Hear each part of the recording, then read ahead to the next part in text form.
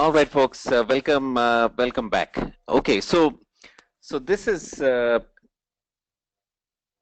Tuesday. This is Tuesday, and this is also day 12, right? Day 12 of our 15-day course. So 3 more days to go after today's session.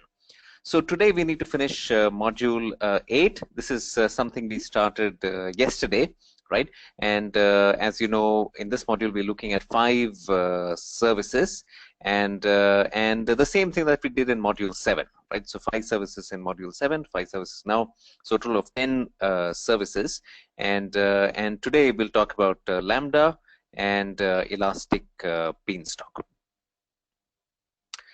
Okay, so this is where we are. We'll finish module 8, and then we have 3 more days. We have 3 more days, and we'll do module 9.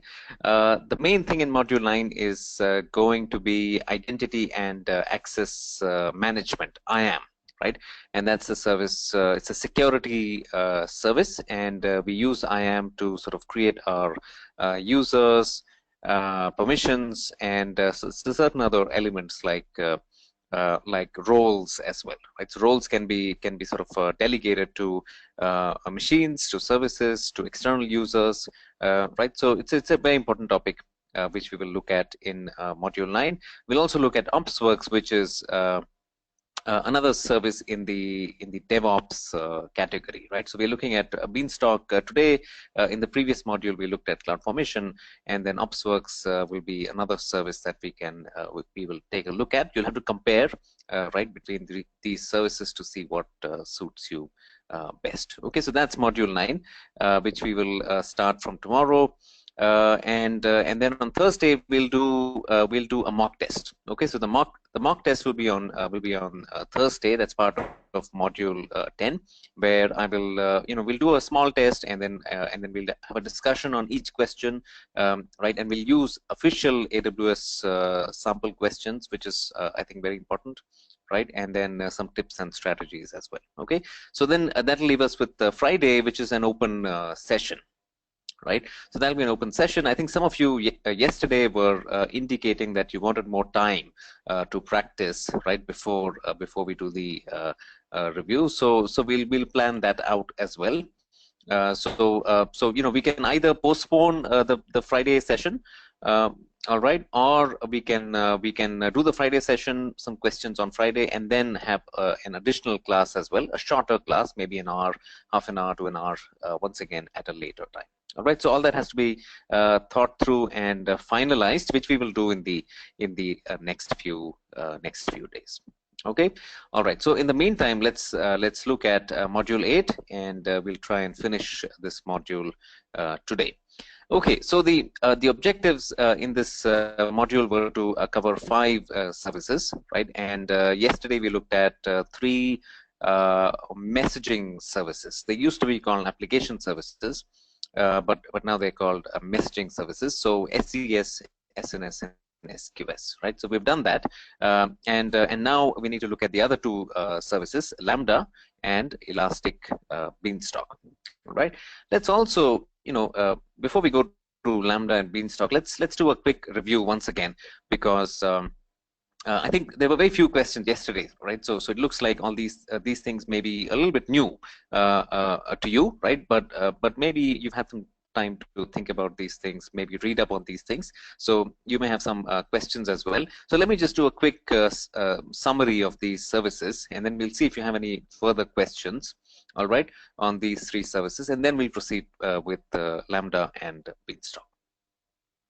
Okay, so first of all, these services are to be used from your applications, right? So they are very different from say EC2, right? EC2 is a server which you launch. You can launch an EC2 instance using the web console, right? And then you sort of do whatever you want with the server, install your application, install some software, right? But these services are not like that, right? So these services have to be used from your application. So you need to sort of write some code using the AWS API, which means you have to use the software development kit. Okay, so the AWS API can be, are basically the same actions, the same actions that you would perform from the web console is available via the API, so you can write some programs, right? And the way to write programs is to use the SDK, the software development kit, which is available for Java, PHP, .NET, and any other platform, right? So all platforms are AWS publishes the SDKs for each platform, right? So that's why they used to be called application services, right? A better category is messaging, but they still remain application services because you can use these services within your application, right? So that's the first thing about these three services. Now they're also messaging services. All these three services here are related to some sort of messaging, right? So SES is email, both outgoing and incoming, but mainly outgoing, right? Mainly we are concerned about outgoing email, which is a much more common use case, right? SNS is a pub sub service. It is useful for things like notifications, especially in the modern world with the importance of mobile phones. It's very good for push notifications, right? And then SQS is a queuing service. It's kind of a buffer. The queue becomes a buffer between two components, two applications, right? Good for things like microservices, right? If you're adopting microservices, which is all the rage, by the way, right? So microservices is becoming very important. It's being adopted by more and more organizations, and in that architecture, you need something like this, something like a queue for communication between the various microservices. Okay, so these are the three services. You would tend to use these because if you try to recreate these services, right? If you try to reinvent the wheel, basically, if you try to write, say, a pub sub type of application for yourself, it would be too much, right? It would take you too much time to develop that. It would be too much of overhead to maintain, manage that, right? So it simply makes sense to use what is already there, a very reliable, a great message durability, highly scalable, right? So this is kind of a an infrastructure service for developers, right? So why do you want to reinvent the wheel? Simply, use the SDK, use the API, and include these kinds of services or capabilities in your applications. Okay, so that's what these three services are. Now, let me see if you have any questions. Okay, and then we'll proceed with Lambda and Beanstalk. Okay, so by the way, we're using the same sheet, module 8, other services.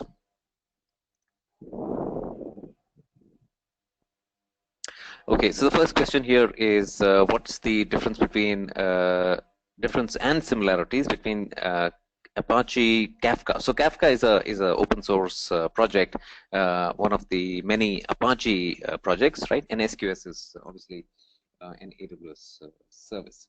So I think Kafka is more like Kinesis. Okay, so this is another AWS service, right? And these are for streaming data. Okay, SQS, and these the streaming data services are newer, right? They are newer because the world of streaming data itself is kind of new, right? So you have a renewed sort of a new interest in things like big data, streaming data, IoT, right? So these things are emerging, and therefore the need for services like these two for handling streaming data, right? SQS, the queues are an older idea. Okay, so SQS have always queues have always been there, many going back decades actually. IBM MQ series, for example. So this is a much older technology, and it's mainly for for communication, right, between say a distributed sort of application, right, or a distributed architecture. So SQS is much older, and its main use is kind of to do what is called loose coupling, right? So one component doesn't have to wait for the other component to confirm that they've received the message, right? You can reliably store the message into SQS and know that the other side will pick it up whenever it is ready, Okay, it's not really a comparison between Kafka and SQS. Okay, although there could be some cases where Kinesis and SQS have some overlap, right? So it may not be a very clean dividing line between the two, right? But in general, Kinesis is for streaming, SQS is for say the main idea is loose coupling between components. And Kafka is similar to Kinesis more than it is similar to SQS. Okay. All right. You can also go through the FAQs page of Kinesis, where I think we reviewed a question yesterday. Right. What's the difference between Kinesis and SQS? And we reviewed that yesterday. So you can look at that page once again. All right. And okay, next question.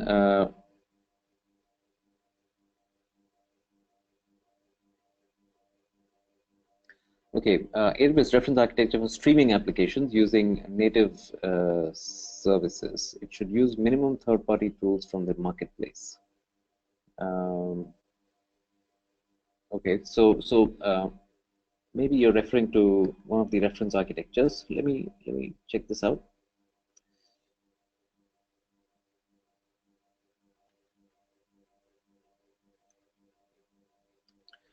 Okay, so in the reference architectures, this is the architecture center, by the way, right? If you've not seen this before, you should definitely bookmark this page, right? aws.amazon.com/architecture. You have a very useful material here, including these reference architectures, and just below this, there's also white papers and stuff like that. Okay, so I think you may be referring to something here. So let me try and find that. Streaming applications.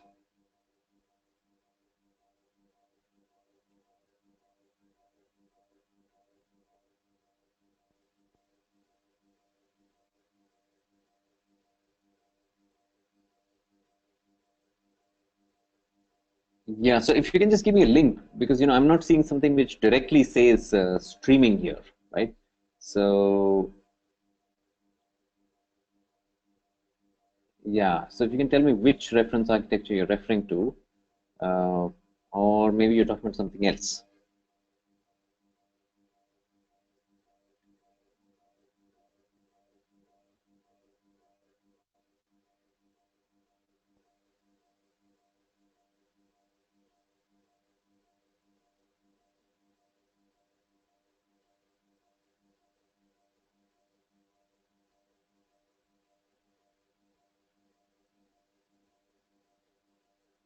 Okay, how to build something like this in general.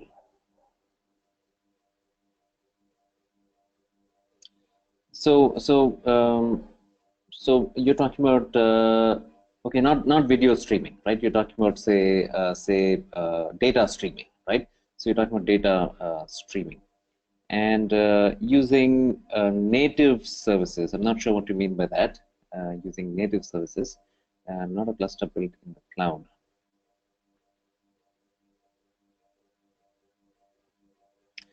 Okay, so let's review a few services which can be used for streaming data. Okay, so one is you can definitely look at Kinesis. Okay, so let's take a look at this one.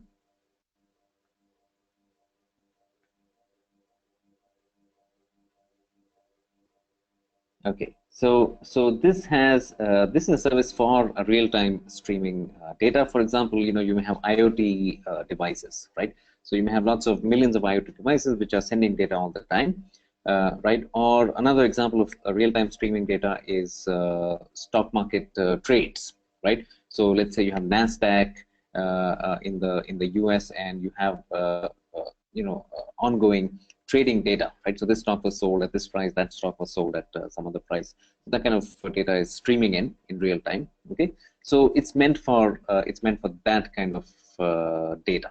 Okay, and there are you can see there are three parts here. So Firehose is basically to deliver the data, right? So you can have one application which makes an API call, to Kinesis and sends in the data.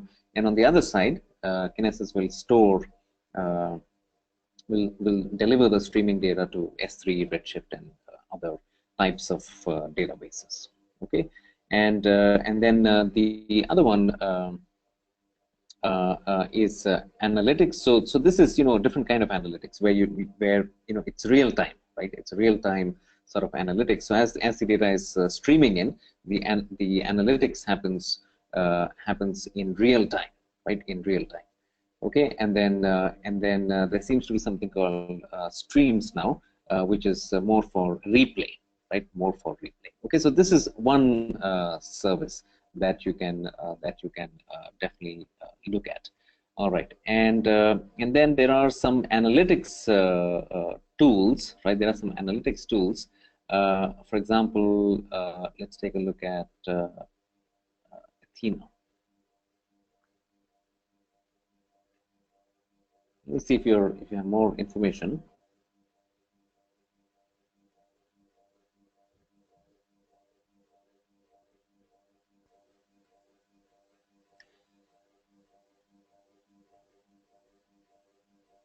Okay, so this looks more like a database query, right? So not Athena.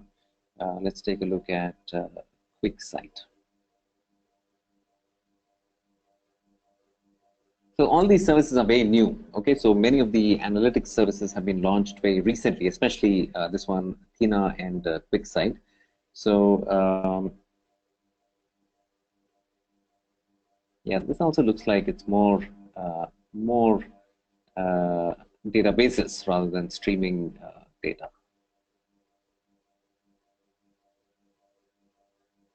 Okay, so I think let's come back to this. I'm not sure, right? Let's maybe come back and discuss this in module 8. Maybe I'll have a better answer for you. And in the meantime, if you can also explain more about the business side of what this service is, right? So so that'll be better. But maybe we should come back to this question.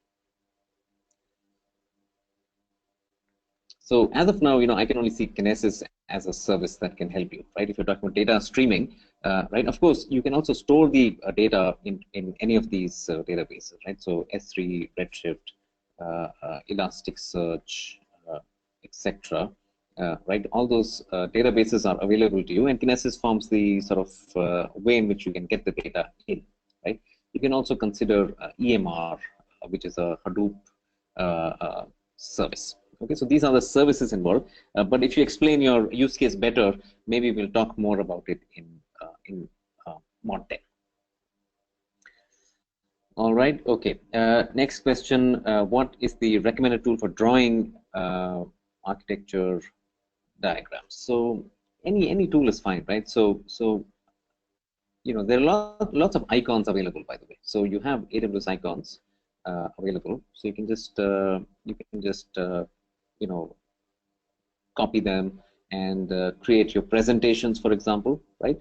And you can also see the icons are available in PPT format, SVG, and then you can use this tool, Visio, right, or Sketch, right? So these seem to be the tools that people are using.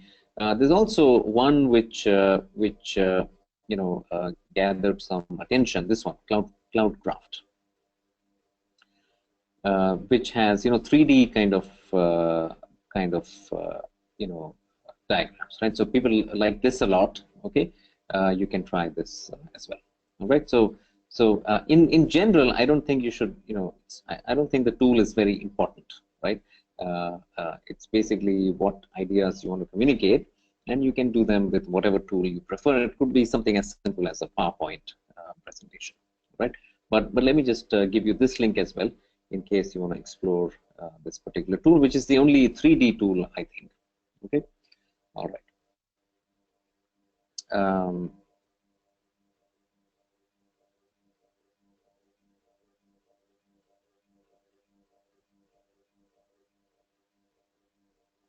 Yeah, okay. So yeah, if you're in a consulting space, then maybe it makes sense, right? The presentation is important. Yeah. Sure. Okay, all right, folks. Let's now proceed. Right, let's proceed with the other uh, two services. Right, so we have Lambda and we have Elastic Beanstalk. So let's first talk about Lambda. It's a very interesting. Lambda is a very interesting service, and this, by the way, could be a very big change. All right, we don't know. It's too early, but this could be a very a very major sort of change in the industry. Okay, serverless computing. All right, I mean, although we have many legacy applications and things won't change immediately, right? But this is something for you to watch out for, and we have to see what kind of adoption happens around this technology, Lambda itself, and the broader idea of serverless computing. Okay, so because of the future, right, the potential, I think you should pay attention to this topic. Okay, so Lambda is basically what is called a serverless computing service, right? And I recently read a quote from Werner Vogels, right, who's the CTO of Amazon, and he said something to the effect of, I'm basically paraphrasing, but he said, there's nothing easier than when it comes to managing servers, there's nothing easier than having no servers, right? So that's his quote, paraphrased. And basically, the idea is, servers are too problematic, right? They're too difficult to manage, maintain, provision. So would it not be nice if we can just, forget about servers, right? So we do the abstraction happens at a much higher level, and we can simply, run our code, right, without having to worry about servers. Okay, so you don't have to scale, you don't have to update, you don't have to take care of security, right? Nothing has to be done. Simply upload your code, and you can run your programs at any scale, right? So that's the vision. That's the vision behind this service. It's very, very new. Okay, very new. I think it was launched in 2016 sometime, and people are still trying to sort of understand this. Okay, so let's see what it is. Okay, so first of all, like Werner Vogel said, right? Servers have issues. Okay, we all have used servers, and initially it used to be just physical hardware, right? Those were the servers, and then we had virtualization. Thankfully, virtualization was a very important development, right? And I remember many years back, VMware, right? VMware used to be the most valuable company on the planet. Okay, because it made possible the better utilization of the hardware, right? Because before virtualization, people used to buy big servers, right? You had to buy big servers because you were never sure how much you would need, right? How much growth you would have. So people always used to buy a very large capacity, more than they needed, and they hardly used it, right? So virtualization allowed for better utilization, right? So so that was progress, right? Virtualization was much better than managing physical servers, as you can imagine, right? But even with virtualization, we still have to do many things, right? So we still have to do things like provisioning. You have to sort of decide how many servers you want. You have to sort of estimate how many servers you need. You have to monitor that continuously, right? Maybe you're over provisioned, maybe you are under provisioned. You have to change that, right? So you have to monitor the utilization. You also have to take care of scaling, right? So scaling either it's an ongoing increase, or maybe you need scaling temporarily, right? There could be some spikes, right? So you have to take care of those kinds of things. You have to ensure fault tolerance. You have to sort of create high availability, right, by using multiple servers, multiple zones, and so on. And then also this ongoing operational work, right? So you have to maybe upgrade your operating system, apply security patches, and so on, right? So it's a lot of work, right? A lot of work goes into server management, right? So the idea is, what if there were no servers? What if you did not need to manage these servers? Okay, that's the sort of problem that Lambda is trying to solve. So how it works is, you basically write Lambda is not for monolithic applications. Okay, first of all, let's understand what it is not. Lambda is not for your regular monolithic applications. Let's say you have a .NET application, right? N-tier .NET or a Java application or a PHP application, right? It's not for that at this time. Okay, I mean, it's not for something like that, and probably will never be like that. Okay, it'll never be for something like that. Okay, but if you have a small, say, microservice, right, a small function, then you can definitely, run that in a Lambda. You can create a Lambda function essentially, right, and you can sort of, in that function, you can write your code, which is a small function, a small service, right, and then there's no server, right? You simply sort of write your code or paste your code into the Lambda function directly on the AWS console, right? There's no server at all. There's no SSH, no RDP. Nothing has to be done, right? Just your code has to be kind of pasted there, and then you save the function, and then you can start executing the function. Okay, that's how Lambda works. It's not for monolithic applications. It is for small functions, small services, microservices, that kind of thing. All right. Okay. Now, once you have a Lambda function, you can sort of trigger it, right? You can trigger it, and there are many ways of triggering the Lambda function. Right? So you can write a scheduler, or you can have a sort of API in front of it, so you can make a RESTful, REST API call, right? So there are many other ways of triggering a Lambda function, and whenever it is triggered, the function executes. Whatever the business logic you have in the function is executed, right?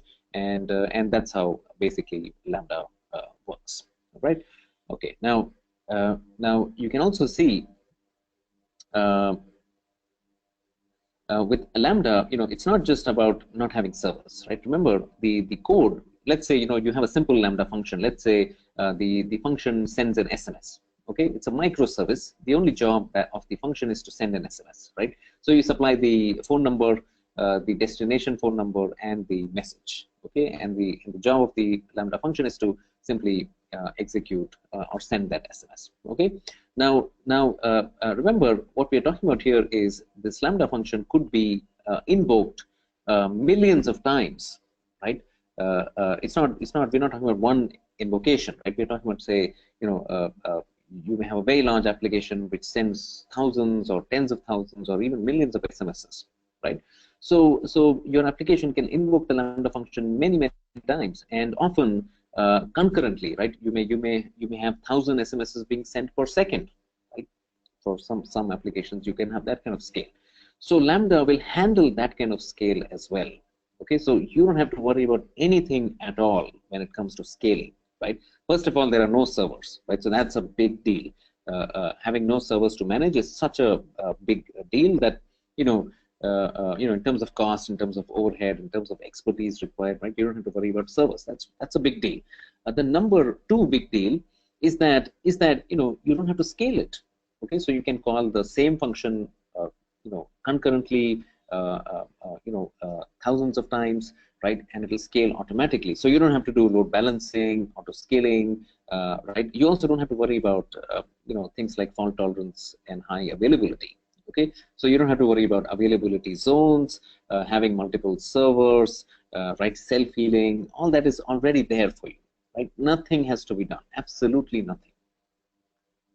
Okay, all right. Now, one more benefit. Okay, no servers, it scales automatically, and one more benefit, and that is that you only pay when the Lambda function is executed, right? So you can write a Lambda function but never use it, right? So then you pay nothing. Okay, but compare this to EC2 instances, right? What happens with EC2 is when you launch the EC2 instance, once it is up and running, you start paying for it, right? Even though you may not use the EC2 instance at all, right? Or even if you use the EC2 instance, maybe there are a few requests here and there, right? Like I have lots of applications, right? I have lots of say startup ideas, some applications here and there. Right, and I run those applications, but it's a startup. Nobody, we don't have too many customers, very less usage, but I still have to pay for the EC2 instance, right? even though it's hardly being used, right? So EC2 instances are inefficient in that sense, right? You may not use it fully, but you still pay for the full amount, right? As long as the server is running. But in Lambda, that's not the case. Okay, Lambda function can be created free of cost, right? If you don't use Lambda, you don't pay anything. Okay, and only when you invoke the Lambda function and the function executes, right? Only then you pay, right? Also, the function may run for a very short time, right? A few milliseconds, maybe 100 milliseconds, 300 milliseconds, right? So you only pay for that short time, right? With EC2 again, if you compare to EC2, with EC2 you have hourly pricing, right? Whereas in Lambda you have a millisecond. Actually, it's 100 millisecond, right? So you have 100 millisecond pricing. The unit is totally different, right? So potentially from a cost point of view as well, Lambda can be very, very significant, right? It can be a much better alternative to servers. Okay, all right. So three big advantages, right? I hope you can recognize it. If you don't understand this, please feel free, right? Let's have a good discussion on Lambda. Like I said, for the future, right? It's a very important idea, very important service for the future. Okay, so this is another sort of visual on how it works, right? So you basically write your code, you upload it on AWS Lambda. There's no server, right? Nothing, no SSH, no RDP, right? And then, so this, let's say it's some kind of a microservice, right? You can have a HTTP endpoint in front of it, and then maybe you have mobile applications, right? You may have a mobile application. User does something on the mobile app, and the mobile app will invoke the Lambda function, and something happens. Let's say SMS is sent or something like that, right? So your mobile app may be very popular. You may have 1 million users, right? Those million users may be invoking the same Lambda function, right, concurrently as well. So the scaling happens automatically, right? And also you can see on the right side, right? You just pay for the time that the Lambda function is executing. Right? Normally, a Lambda function will execute in 1 or 2 seconds, right? So you only pay for 1 or 2 seconds, right? Sometimes it's even less than a second, so you pay only for milliseconds, right? And there's no hourly pricing. There's only millisecond type of pricing, and it's purely usage based, right? So many startups, for example, have very low usage, right? So Lambda would be great there, okay? And then even if you're scaling, let's say your startup becomes successful, you have massive growth. And that's fine too, because the more people use it, the more the invocations and the bill will increase, right? Almost linearly with usage. Okay, so this is Lambda. Now, just to summarize, right? No servers. That's a huge deal. Okay. Second, automatic scaling, right? Completely automated scaling, and we're talking about concurrent invocations of the Lambda function. Right? And then finally, sub-second billing. Both, all these three are a very significant improvement over EC2. Okay, even though EC2 is virtual machines, which were themselves very significant improvement over hardware servers. Right? So you can now see the evolution from hardware servers to virtual machines now to something like Lambda. All right. Okay. So I'm going to show you a demonstration. But let me stop here. Maybe you have some questions at this point, right? So let's have a good discussion on Lambda, and then I'm going to show you, a real life like example of using Lambda.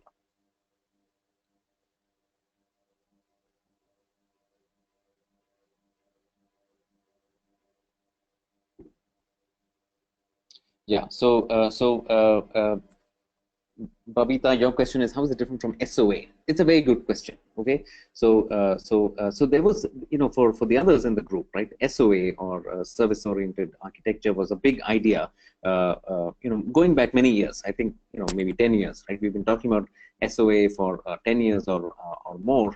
And it's kind of similar. The idea was, instead of having monolithic applications, you sort of break up your business logic into multiple services, and then sort of you assemble, right? So you can pick whatever service you want to use and make a call to it and get your get your output from that service, right? So it's kind of similar. Okay, it is kind of similar. So you can keep that in mind. It is a fair comparison. Okay, but SOA never really took off. Okay, it never really took off. Maybe there were no the standardization was not great. It was not clear to many people, what the benefits were. Many people could not implement it properly as well, right? So it never really took off, although the idea is pretty similar, right? But also Lambda is it's kind of things have changed, right, since the SOA idea. Now things are quite different, because Lambda is more based on containers, right? So Lambda is kind of built on, most likely, right? I'm not sure about this, but it's built on container technology. Okay, and what happens here is it's for example, with containers, what happens is containers can be brought up very quickly. Okay.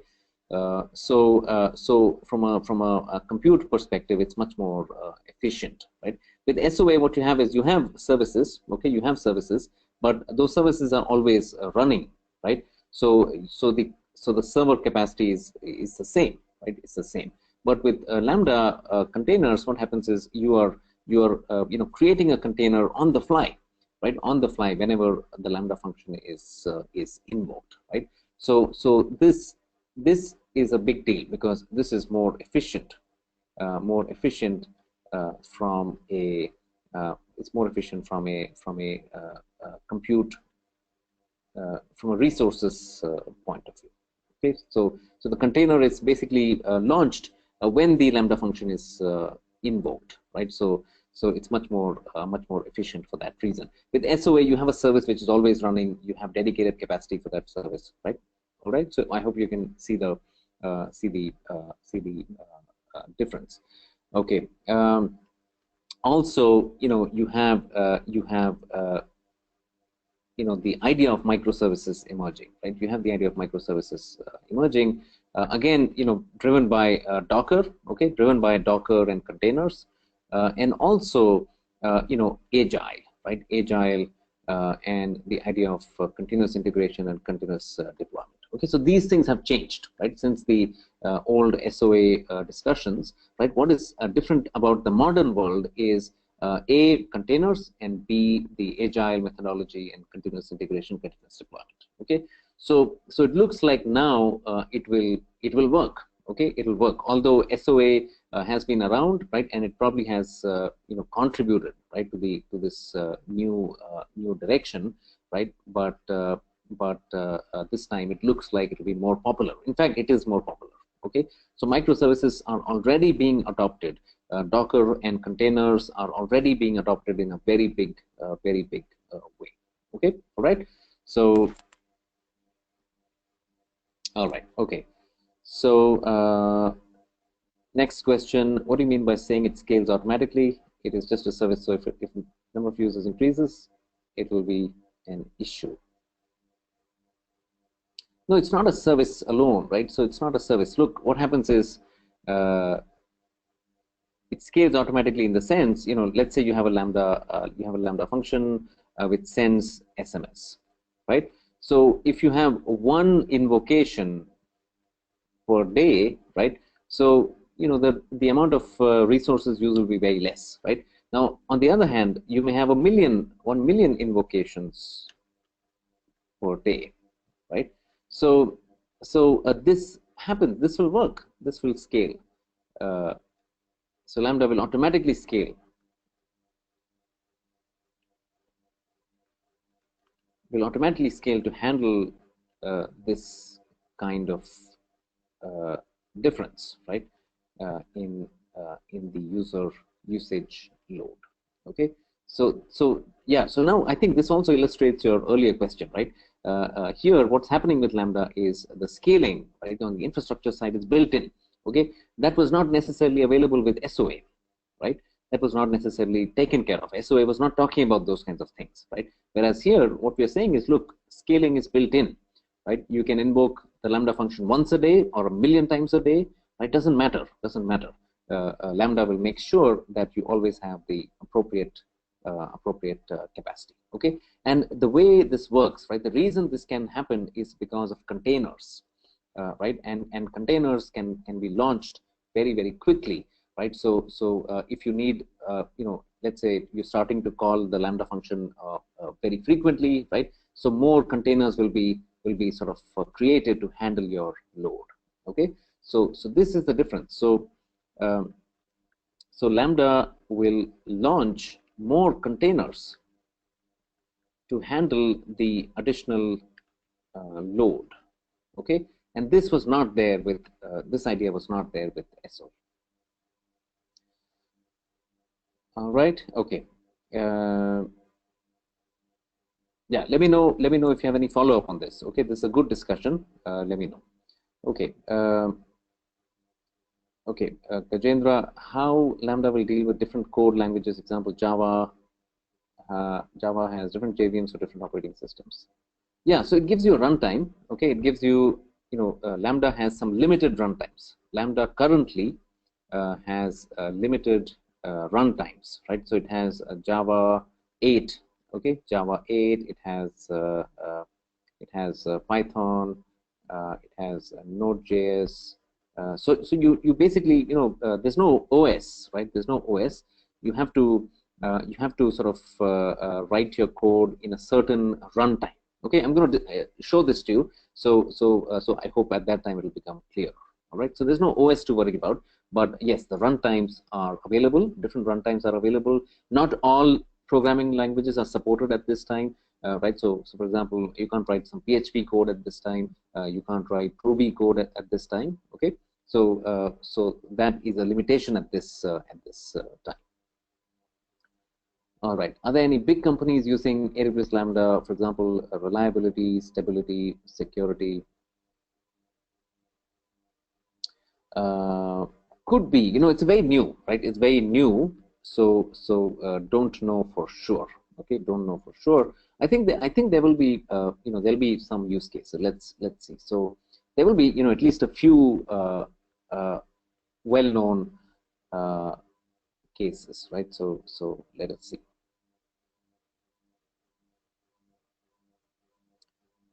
So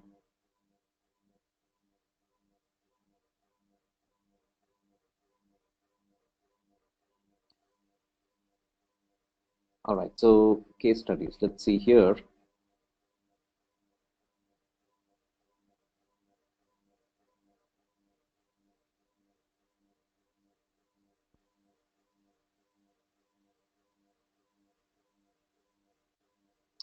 Okay, let's just go with Google here.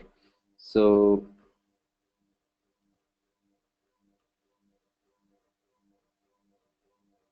yeah, so Netflix, right? Netflix is a great one, right? Netflix will be a good one.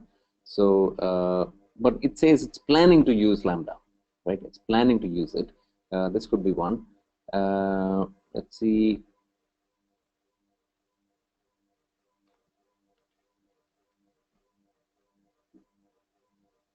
All right, AOL.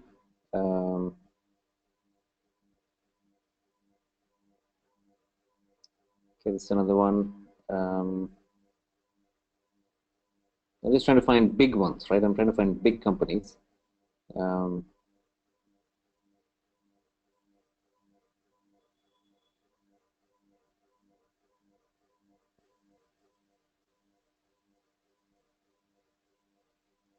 Yeah, doesn't. I mean, I think maybe Netflix is the biggest example, right? Netflix is the biggest example at this time. But remember, it's a very new service, a very new service. Okay.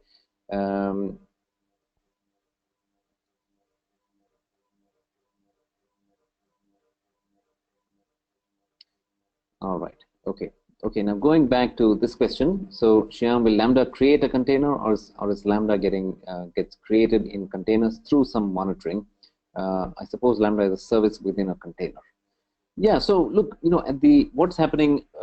This is something I've been reading upon, and what it looks like is the thing about containers, right? Let's say Docker. is that unlike a VM takes time to come up, right? But a Docker container comes up very fast, okay, within milliseconds. So if you're calling a Lambda function, right, and you're scaling a Lambda function, right? So let's say the send SMS Lambda function, right? So there's an invocation, right? So there's one request. So if you can bring up a container right when the request is created, right, quickly enough, then that's ideal. That's ideal, right? Because when the request is not there, you're not occupying any of the resources, right? So you're not using compute, you're not using storage, you're not using memory, right? And you only use it when the request is coming in, right? So the request comes in, the Lambda function does the job, and then the container is removed, right? That's the kind of thing that that I'm talking about, right? So is it a service within a container? Yeah, maybe, right? So all those things are, I think, minor, right? But the main point is the way Lambda works is that there's a container created every time there's a request that comes in. Okay, so I don't know about the details. We don't know the full details because it's not visible to us, right? But the main idea that I want to leave you with is that a container is created when the request comes in, right? More requests, okay, more containers, right? So this is how it is working, and this is how it is scaling. Okay, all right. What are the other similar products like Lambda? No, it's very new. It's very new. Okay, it's very new. So there may not be anything else, but what you have to know is you can do something like this with Docker. You can build a product around Docker or containers. All right, and also remember, for container orchestration. All right, there are many open source projects going on. By the way, look, Lambda, will lock you in, right? Lambda is AWS specific. Okay, so many people will say, look, we don't want to use something very proprietary. We want to use something which is, agnostic, right? I should be able to run my infrastructure in AWS or in Azure or in Google, right? So what you should look at is instead of looking at Lambda competitors, right? Look at Docker and containers. All right. So what you should be looking at, right? Look at Docker and containers, and then there has to be some way of orchestrating, scheduling the containers, right? So there you have projects like Kubernetes, okay, or Apache Mesos. So these are some projects which are coming out, open source. All these are open source that you can use to sort of orchestrate, right? So dynamically you can manage how many containers on this server, how many containers of this. You have many applications, many services, right? So you can then schedule. You can say, look, for this type of service, send SMS function, I want so many containers in these servers, right? Then for another service, let's say which sends out emails, so many containers on that server. So that kind of orchestration you can do with projects like Kubernetes and Mesos. Okay, so the background to all this is, Google, right? Google used to use something called, I think it was called Borg. This was a project, internal project, very secret for a long time for deploying containers, right? So deploying containers, and all the Google services like Gmail, Google Search, and all that.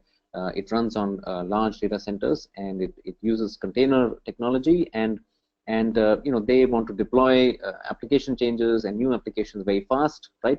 Fault tolerant. So all those things used to be done with this technology called Borg, right? And so now this Kubernetes and projects like that are basically equivalents of that kind of system. Okay, so this is the future, right? Containers and Kubernetes, Lambda as well. These kinds of things are the future. Servers will probably become less and less important, right? With a long transition. Okay, we'll still have servers, virtual machines, and all that because we have so much of a legacy, right? But the future is looking like this, right? And then also microservices. Okay, so monolithic applications probably are going away. Instead, you have microservices built around containers and projects like Kubernetes. All right, so other products like Lambda, maybe Azure has something, right? Maybe Azure has something. Maybe Google also has something similar. Okay, but basically, at the heart of all this is container technology.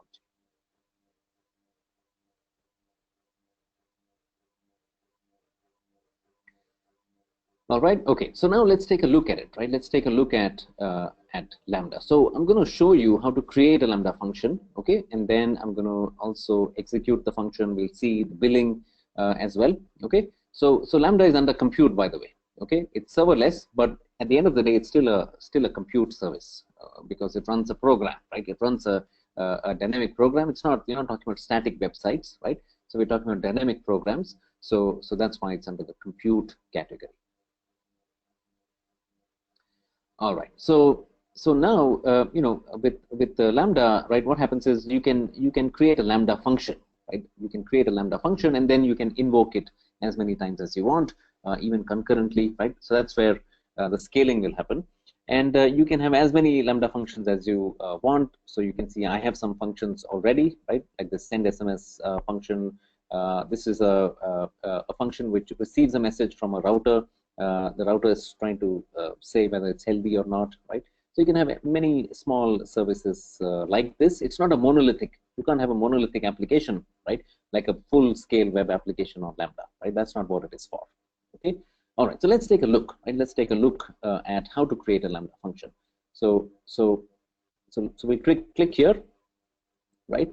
And then there are blueprints. Okay, there are blueprints available. Basically, starter templates. You know, they're like templates that you can pick for a specific job, right?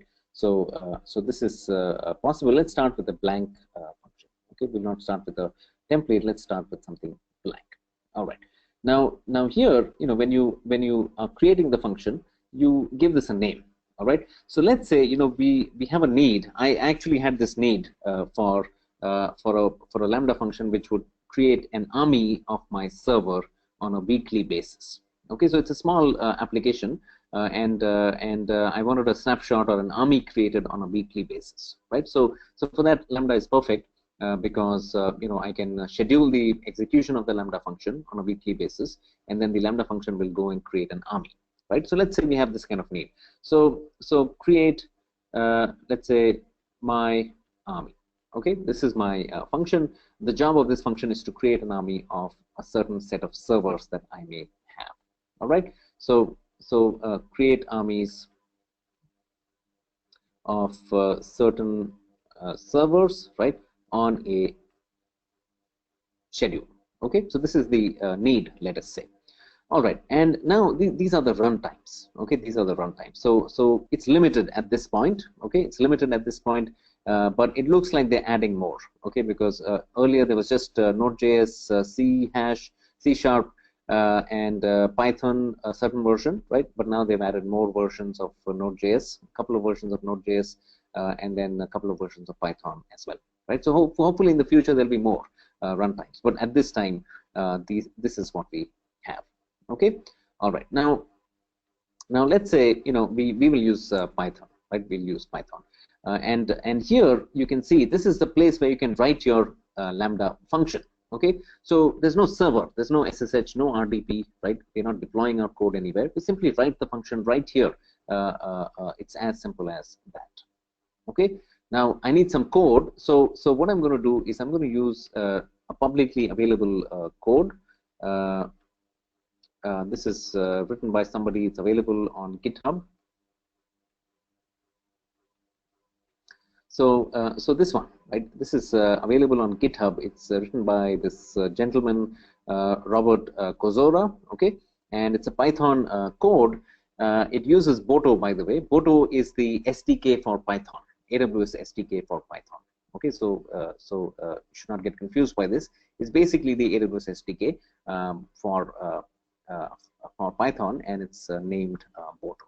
Okay, so what this piece of code does actually is it looks for EC2 instances, all right, and it looks for instances which have a tag with a value backup, okay, or rather the tag itself is called backup, all right. So any EC2 instance which has a tag called backup, it picks those up, right, and then for each of those, it goes and it basically creates an image, creates an arm. All right, it does a bunch of other things, but this is the main job of this function. All right, so it first scans your EC2 instances in that region. If there's a tag called backup, right, it selects that EC2 instance and then it creates an image of that instance. All right, so this is the code. Okay, it's not uh, that hard to understand.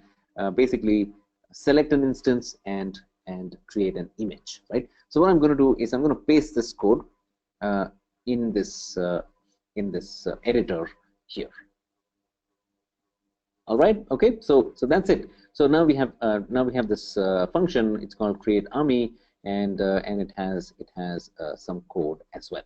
Now you also need a few other things, to make this run. So you need what is called a role. Role is from IAM. We'll talk about it when we talk about the identity and access management service, right, in the next module. So so this we'll talk about later, but basically at this time what we have to understand is that the role is actually granting permissions, delegating permissions to the Lambda function to be able to create the image, right? So you can't create an image straight away, right? You need permissions. So this role is actually delegating those permissions to this Lambda function. Okay, so that's one more thing. And then you can also do a little bit of tweaking of the capacity, right? So the Lambda function, it depends on your code, right? You may need more memory per invocation. So so you can change the memory that is available to each invocation, right? So for now, I think this is fine, right? You can also change the timeout period. Maybe the program will not run within 3 seconds. So let me increase that a bit. Right, so maybe we can make it 15 seconds just to be safe, right? So these kinds of changes you can make as well, and then we simply launch, right? We can now launch this Lambda, or rather create this Lambda function, right? We are not launching anything, right? We're not creating a server. We are only creating this function. Nothing happens, no billing, right? There's no billing unless you execute this code. All right.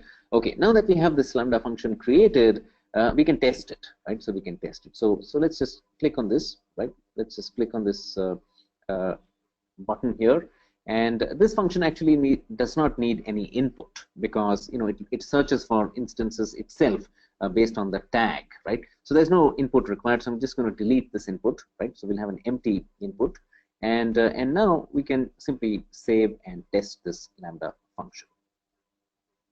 All right. Okay. So now you can see the execution result is that it has succeeded, right? And there's no output because the Lambda function itself is not returning any output. So this is not unexpected. Okay. This is normal. And also you can see the log output, right? So it gives you some information about how the execution went. So it says started the request, right? It didn't find any instances. Okay. It didn't find any instances that needed to be backed up. Okay, so it really did nothing, right? Basically checked the instances, found nothing, so it just completed the execution, right? And it ended. And here in the report, you can see that the duration of this Lambda execution was about 300 milliseconds, right? So it rounds off to the nearest 100, right? So the actual billing duration is 300 milliseconds. You'll only be billed for 300 milliseconds of compute usage, right? So this is how the Lambda function works. All right. Okay. Now let me also show you how to trigger this, right? And also we'll also see this working, in real life, right? So let me actually create an instance so that we can actually see this function creating an image, right? So so let me launch one server just so that we can see how an image is created for that server. Okay, so this is our server, let's say, right? This is our server, and now this server should have a tag, right? Only then the Lambda function will recognize this as a server that needs to be backed up, right? So for this server, I'm going to set up a tag here. Let's say this one, right? And here we create a tag called backup. Okay, the value it doesn't really look at, so you can have true or false, it doesn't matter. Okay, but the key itself should be called backup. Okay, so now we have a tag, right? We have a tag and we have a server as well. So if we now execute the Lambda function, it should create an image, right? It should create an image. So let me try this again. Let's test this once again. All right, so now you can see the log output has changed, right? You can now see over here that it found one instance, right? It found one instance. It gives you some details about that instance here, right? And then it also says that it is creating this. This image, right? This is the image, the army that it is creating of that server, right? And you can also see the report. The time that it took to execute is now close to 600 milliseconds, right? So the duration has increased simply because there is more processing to be done. Okay, so the billing duration is 600 milliseconds.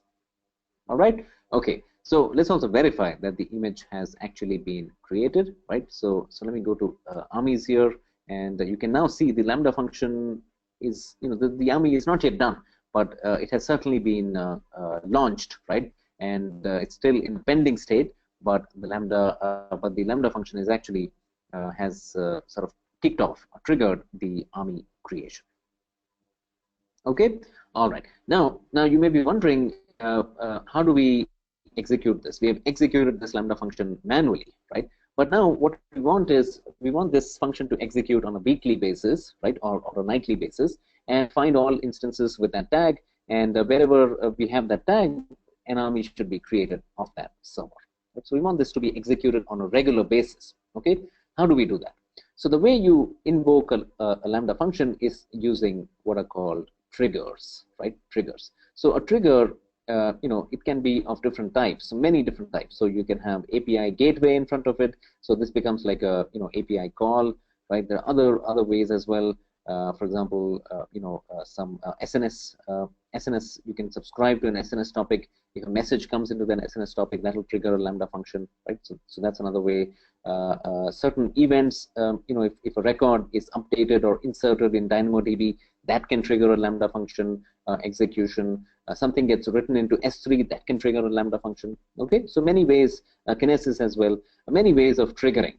Okay, many ways of triggering the Lambda function, and that's why Lambda is becoming very important, right? Given the many different ways of triggering it, you can include some hooks in many types of workflows and architectures. All right. Okay, but for this one, we will use something called CloudWatch events, right? So here, with CloudWatch events, what happens is you can set up a cron tab or a Windows scheduler type of schedule, right? So you can say something like nightly or a weekly, right? So you can create a scheduler like that using CloudWatch. Okay, so we'll use that, and it's better to see this from the CloudWatch dashboard, right? So let me go out here and go into CloudWatch, all right? And in CloudWatch, there's a section called events, all right? So this one here. Create a rule here. You can create a rule here, which will trigger the Lambda function on a schedule, right? Nightly, weekly, or whatever it is that you want. Okay. So in fact, I have this already set up in Singapore. So let me show you the rule that is set up in Singapore already. All right. So this is the rule. And you can see this is how it works. In fact, okay, let me just go ahead and set this up in US East, right? So let me go back. I've just copied the cron expression from Singapore, and now let me create a rule here so that you can see the rule creation from scratch. All right, so let's create a rule, and this is going to be a scheduled action, right? So what we want here is something like this. So basically, what will happen is, we want to trigger this function every Saturday, right? On a weekly basis, every Saturday at 8:11 p.m. All right. So this is the hour. It's a 24-hour format, so it's 8 o'clock, and this is 11 minutes. Okay. So at 8:11 minutes every Saturday, this event will occur, right? And the target is the Lambda function, right? So we want to invoke the Lambda function, right? So this is how you can sort of configure this, right? So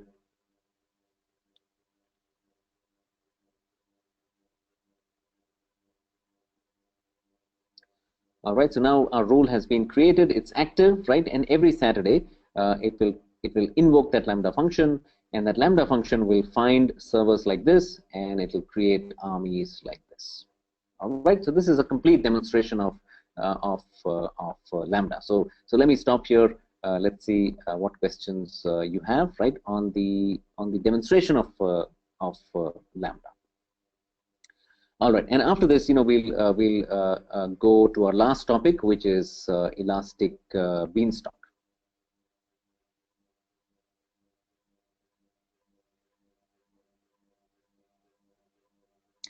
If you want to practice this, right, let me just share this link with you. This is the Create Army. This is the Create Army code, right? So this is Python code for creating a create army lambda function.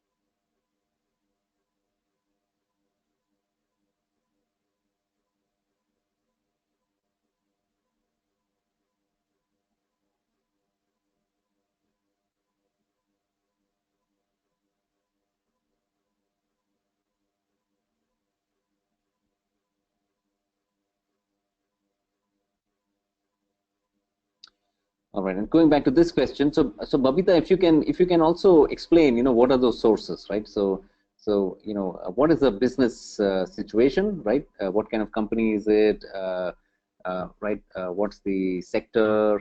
What is the source of the streaming data, right? How many sort of, let's say if it's IoT, how many devices you have?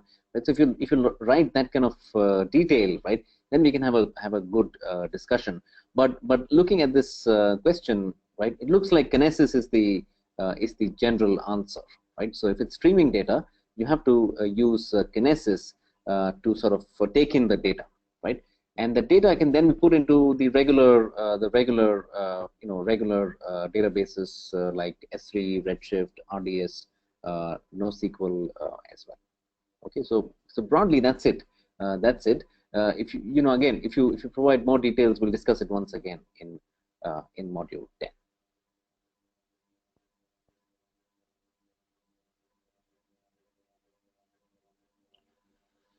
All right. Okay. So Rao, what are the other use cases for Lambda? Where else can we use this service? No, so you can use it for microservices, right? Microservices is the main use case. Okay, so the microservices architecture, right? It's a new paradigm. So create cloud, or rather create instead of monolithic applications, right? Instead of monolithic, create micro services based applications, right? So this is one big use case. Other use cases, where infrequently used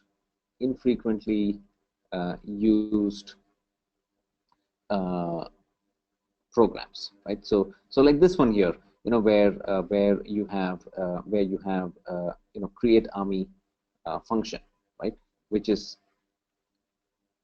called once a week, right? So before Lambda, you would need a server running just to execute this function once a week, right? So that was a waste. So it's more efficient this way. Infrequently used programs is another good use case for Lambda. All right. Okay. Also, like you can use Lambda for hooks in other services. For example, there's a service called SWF, Simple Workflow Service. All right. So in your workflows, you can invoke Lambda function from time to time. You can also do event-based processing, right? So so SW, this is workflow, a workflow service, right? So you can include Lambda functions at different points of the workflow. So use Lambda to execute business logic, right, at different points in workflow. You can also do event-based processing, right? So like triggers, like say a database update. You can process some business logic in Lambda.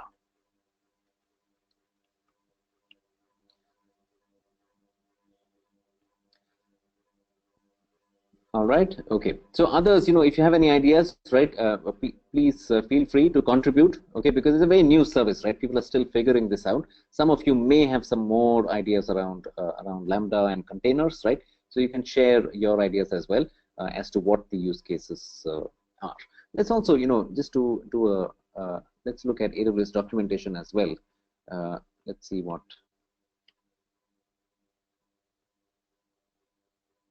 Okay, so here it is, right?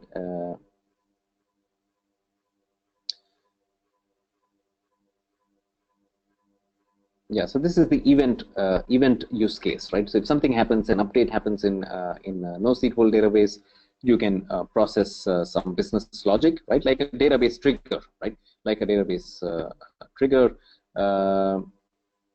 This is like a microservice use case where over HTTP, where over a web service you can invoke a Lambda function, right? So this is kind of a micro service.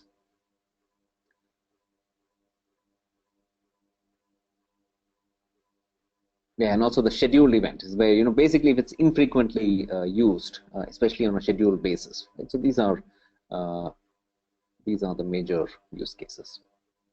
But I think the big idea is microservices itself, right? Because microservices is becoming big, Lambda can play a big part in that. All right. Okay. One more here. So I can have a service and create a cron job to execute based on event for triggering it.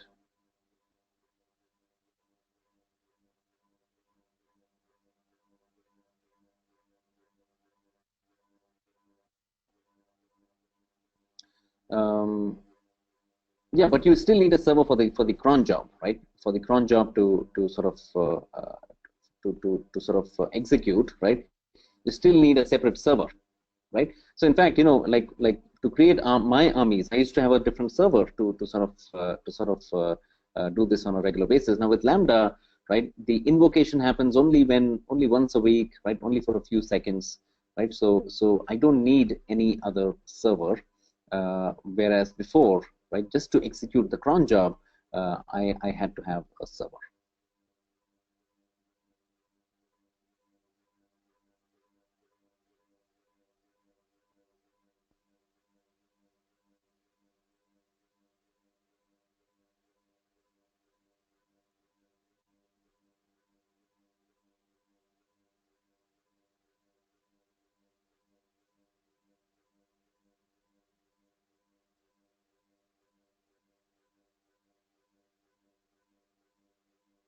Yeah, you don't need an EC2 instance for triggering, right?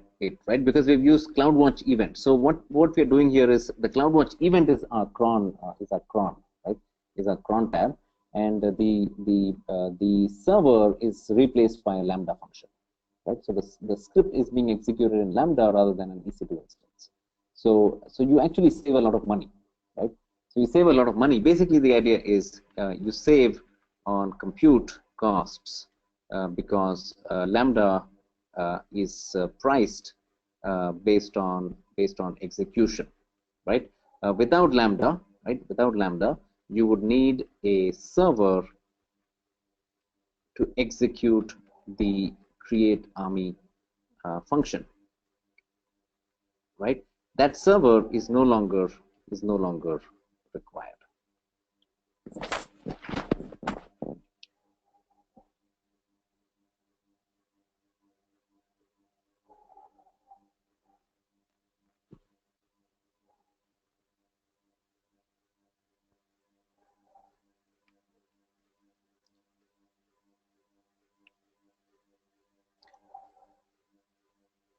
Yeah, I hope it's clear. Um, all right. Okay. Okay, folks. So again, we can discuss this more. We can discuss this more in module 10, right, on Friday, or even a follow-up session after that. Okay. So now let's go to our last topic, right? Let's go to our last topic, which is elastic beanstalk, right? Let's go to that topic.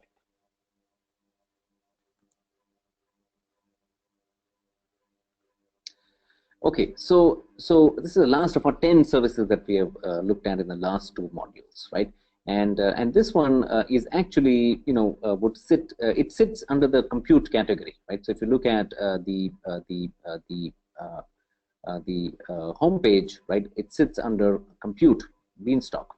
Okay, but and that's true, because a beanstalk is actually a container which sort of aggregates EC2 instances and elastic IPs, auto scaling, load balancers, and so on, right? So in that sense, it's a compute service. It's an aggregate of some compute services, but it's also a management tool, right? So it could also, you can argue that it fits in the management tools section as well. Okay, and what it is basically, it's like a platform for developers, and developers can simply upload their application, right? And this is for monolithic applications, by the way, right? The previous one, Lambda, is for not for monolithic applications; it's for smaller functions, microservices, and so on, right? And Beanstalk is for monolithic applications, and especially web applications. Okay, so this is older. Beanstalk is actually older than Lambda, right? And we're not right. It's a platform, right? That's the innovation of Beanstalk. With Beanstalk, simply upload the code, and you have an environment up and ready for you, right? So you don't have to deal with infrastructure. You don't have to create auto scaling groups. You don't have to create elastic load balancers and all that, right? So that bit is automated for you, and especially for developers. Okay, this service is targeted at developers, and the idea being that developers want to focus on their application, right? They need to spend more time on development rather than spending time on infrastructure, right? So just upload the application, the code, and you can have a running environment on the cloud, right? So that's what Beanstalk is. It is it would sit in the same category as CloudFormation that we saw earlier, right?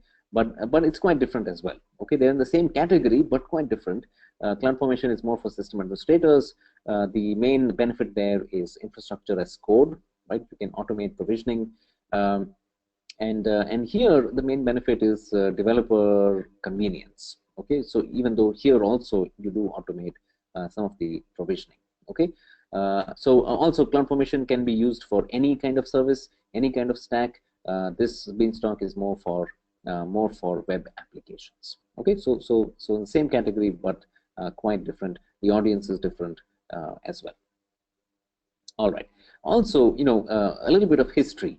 So you might have heard of this company called Heroku, right? Heroku, which I think now has been bought by Salesforce.com, right? And Heroku, when they first launched some years back, they became very, very famous for Ruby on Rails applications. Okay, Ruby is a programming language, as you know, and Rails is a framework. Okay, it's a web, a CRUD framework, right? So you can create web applications very quickly using the Rails framework. Right now, there's also Sinatra and other frameworks for Ruby. Right? You also have frameworks for Python, Django, for example. You have now frameworks for PHP as well. Right? So those things are developing. But Ruby on Rails. The problem with Ruby on Rails is that it's very easy to get started with that. Right? You can easily start developing on your laptop, right? But when it comes to deploying on production, it's much more complicated. Okay, that's the problem with Ruby on Rails. And Heroku solved that. Right? What they said is, look, on the cloud, a Ruby on Rails developer can simply upload the application. Right? You zip up your application code and you upload it on Heroku. Heroku will sort of do some magic, and you'll have a running environment on the cloud. Right? So that's what they did. Heroku did many years back. Right? And then you also had the Google App Engine. right? Google App Engine now, I think it's rebranded as Google Cloud, right? So Google App Engine also is similar in that you don't have to worry about things like the way we do things in AWS, where you can launch EC2 instances, you can create auto scaling groups and so on, right? Google adopted more of a platform approach, right? Whereas AWS adopted an infrastructure approach. Okay, so AWS gave you more control, whereas Google and Heroku, they tried to hide the infrastructure side, right, thinking that is a better strategy, but they failed, right? Platforms didn't really take off as well as infrastructure services like AWS did, right? Actually, only AWS, right? So AWS really took off because they made a better bet. Okay, they basically bet on infrastructure as a service, whereas others bet on platform as a service. Okay, so but it doesn't mean those ideas are not good, right? So the Heroku idea, the Google App Engine idea, they have merit, right? They do have merit. They do make sense, in certain cases, and therefore AWS is also adopting some of those ideas, right? And Elastic Beanstalk is basically like Heroku, right? It's basically like Heroku, where Beanstalk is saying to developers, look, just upload your code, right? It could be a Java application, Java Tomcat, right? It could be a .NET application, it could be a PHP application. Just upload your code, and we will give you an environment, right? Whatever environments you want. It could be a development environment, UAT, performance testing, live environment, DR environment, right? Whatever you want, just upload your code and click a few buttons, and we'll have everything up and ready for you. Okay, so that's the history and also the benefits of Beanstalk.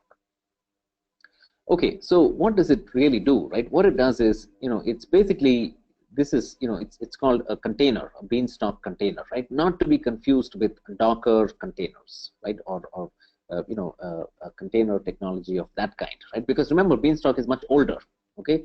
It's much older as an idea, and containers have only now become very popular, right? So there can be some confusion there, but a Beanstalk container is different. It basically contains the EC2 resources like load balancer, auto scaling, EBS volumes, elastic IP, and so on, right? So inside of a container, a Beanstalk container, you can have the EC2 resources, right? And the whole thing is created for you automatically. You don't have to mess around with these things, right? You may not care for the infrastructure side, right? You would much rather focus on the application. So you simply upload the code, and the Beanstalk service will create all these elements for you inside the Beanstalk container. Okay, all right. So that's what it is. And now let's also understand, why and how all this works.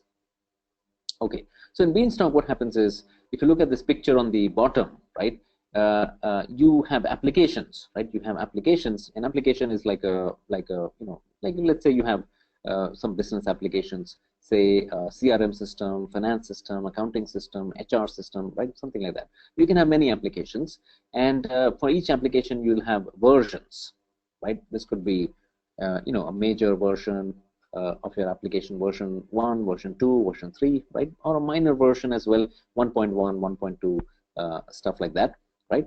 And so you can have, many applications. Each application can have many versions, right? And then for any of those versions, you can launch an environment, right? So this actually should say environment. It's a typo here, right? It's not launch application, it's launch environment. Okay, so you can launch as many environments as you want, right? So test environment, UAT, performance testing, security testing, live environment, and so on, right? So this is how it works. You have applications, you have versions, you have environments. You can deploy any version on any environment, right? So initially your UAT environment has version 1, right? Production environment also has version 1. Then you have version 2 coming up. You deploy that on UAT first, right? You test it out on UAT, and then you deploy version 2 on live environment, right? So these kinds of deployments become very easy as well, right? So it's not just the initial creation of the environment; it's also the ongoing updates and maintenance of your environments that becomes very, very simple with Beanstalk, right? Without having to touch the infrastructure, right? You don't have to worry about EC2 instances, auto scaling groups. You don't even have to do an SSH. You don't have to do RDP, right? You don't have to connect to the server. You don't need to care about what operating system is on the server. Okay, So it's abstracted away for you, right? As a developer, you simply upload your application and different versions, right? And with a few clicks, you can sort of deploy them on any kind of environment. All right. Okay. Now, also, you can see here the last bit here is managing an environment, right? Now, remember, we are saying, you don't have to touch the servers. You don't have to know the operating system as well. You don't have to do an SSH, right? You can do it if you like, but you don't have to do it. All right. Now, since you're not touching your servers, you're not connecting to your servers. How will you manage your environment, right? You may want to do certain things. Maybe look at log files, for example, right? Maybe set up some environment variables, right? How will you do that? So Beanstalk gives you a way, right from the web console or from the command line interface. It gives you some ways of managing the environment, okay? Because you're not really getting into the low-level infrastructure, right? So it needs to give you some way of managing the environment. Okay, so this is the big picture here, right? You have one or more applications. You have many versions for each application. You have many environments running at the same time, right? You can easily deploy updates, right? Or you can also roll back the application version from any environment, right? And you can also do a bit of environment management, log files, environment variables, scaling policies, those kinds of things as well. Okay, so this is how Beanstalk works. I hope you're seeing, right? You're beginning to see what it is, what are the benefits of it, how does it work. All right. Okay. Now the benefits, right? So I think the main thing is developer productivity. Okay, this is the main stuff here. The other things look I don't know, somewhat marketing type of language, but the main benefit is developer productivity, right? So the developer doesn't have to deal with infrastructure. Okay, so just upload your code and upload different updates as well, different versions as well, and with a few clicks, you can manage your environments. All right.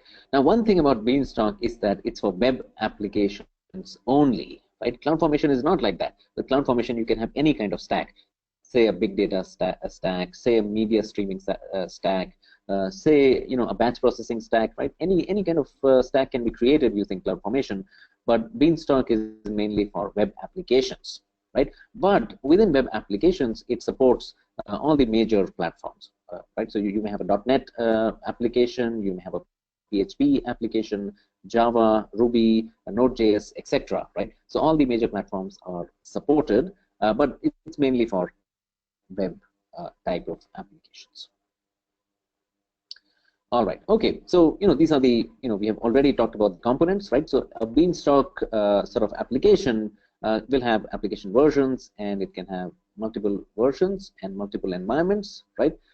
And you can also manage the environments, right? So this we have already spoken about, but it's important to sort of note all these, right? So application has application versions, right? And then you also have many environments, and any version can be deployed on any environment. All right, this is another visual view, right? This is another visual view. So basically, in a Beanstalk container, you have the load balancer, you have auto scaling groups, you have security groups, right? You can also run them in multiple availability zones, right? And you can also connect this container to databases, right? So, for example, you can connect this container to an RDS instance, okay? And you can also run the container in a VPC, okay? So all that is possible. All those things don't change. The only difference here is that your Beanstalk container is replacing individual compute resources and capabilities like load balancer, auto scaling, etc. Okay, so next, let me show you a demonstration. Right? Let's do a quick demonstration, and then we'll stop for Q&A. Okay, so let me go to Beanstalk here. Right? Let me go to Beanstalk here, and what we'll do is we'll start with creating an application. All right, so let's start with creating an application, and remember, you can have many applications, and under each application you can have different environments and different application versions. So let's create one application. Let's call this EB demo app. Right, so this is your application. All right, so this is what it looks like. So you can see this is one application. In the same way, you can have many applications, right? So you can have a sales software, HR software, accounting software, right? So you can have many applications within your Beanstalk dashboard, right? Now, within this application, right, we can create environments. Okay, so for example, a UAT environment, all right, or a live environment. So let's go ahead and create the environment now.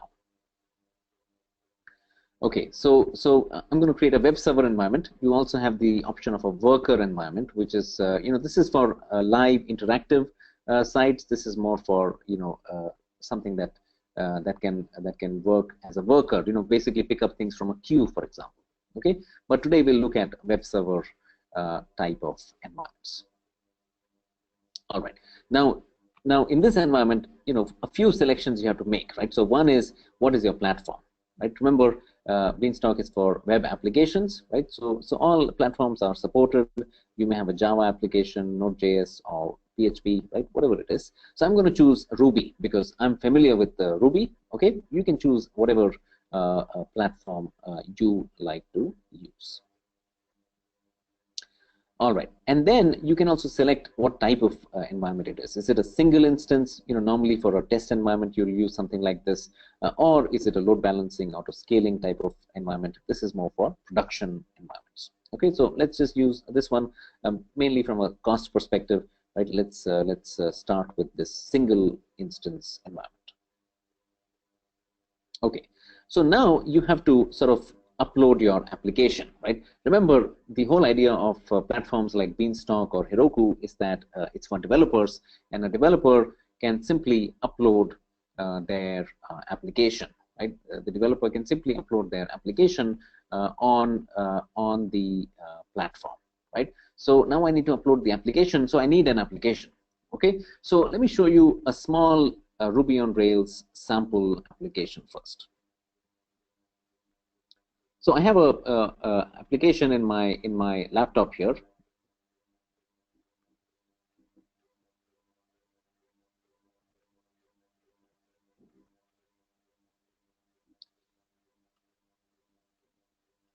Okay, so this is the Ruby on Rails application, right? So in a Rails is a framework, like I told you, right? And the application has these folders. For example, you have the library files here. You have the application files here. You have the logs here, right? So this is just an application folder, and this is a very simple application. It has a single page, right? So let me show this page to you as well. So it has a single HTML page, which simply says something like, hello world.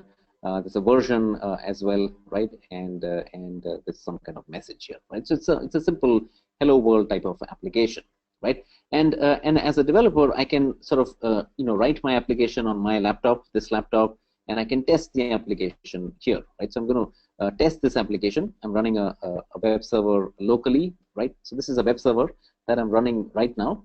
And once the web server comes up, I can test this application, right? I can test this application by running this application in my browser, right? So this is the application. You can see it is working, right? It is working. Now this is on my machine, right? I'm a developer, and I have the application running on my machine, right? Now what I want to do is I want to make this application available to my UAT team, right? But the UAT team is, they can't test on my laptop, right? They need something more centralized. Maybe the UAT team is in some other building, some other city, some other country, right? It could be a distributed team as well. So you need something on the cloud, right?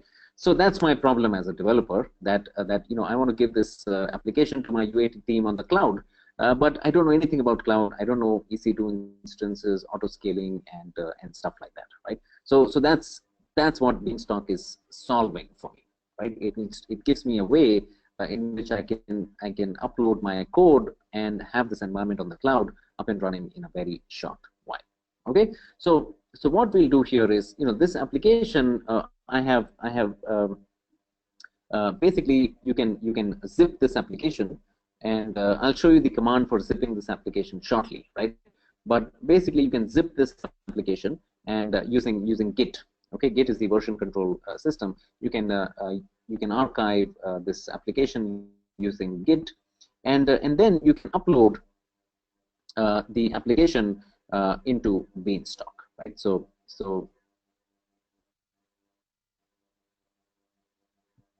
I have this zip file, right? I have the zip file here, so I can simply select the zip file, right? And now I have uploaded this on Beanstalk, right? So notice that I'm not creating the load balancer, I'm not creating the EC2 instance, right? I am not doing an SSH, nothing at all, right? Just uploading your code in a zip format on Beanstalk. All right. Okay. A few other things, and for example, what should be the URL for this environment? So let's say this is a UAT environment. So we give it a name like this: ebdemo app-UAT, something like that, right? This is the URL, the endpoint of our application, of our environment rather. Okay. Next step, we can configure the Beanstalk container to work with RDS and to work within a VPC. Okay, this is a little bit advanced. For now, let's just keep things simple. So I'm going to unselect, deselect this. Okay, but what you have to remember is that a Beanstalk container is meant to be, used with an RDS database, right? It is, of course, it has to be launched within a VPC as well, right? So these things you have to do. Okay, but that's for later. All right. And just a few more things, right? So what is your instance type? You can sort of select that. Maybe you need something larger, right? Let's go with a small instance. Okay, and if you like, if you want to connect to your servers, you can do that. Okay, Beanstalk allows you to connect to the servers, but remember, the whole idea of Beanstalk is we don't want to connect, right? So it's not necessary. Okay, it's not necessary. You can leave this alone. All right, so that's about it. The other settings are okay at default values, right? Just click through this whole sequence, and now we are ready to launch our Beanstalk container. Okay, so basically, we are creating a Ruby on Rails platform. We have uploaded our application in a zip format, right? And now we are launching the Beanstalk environment.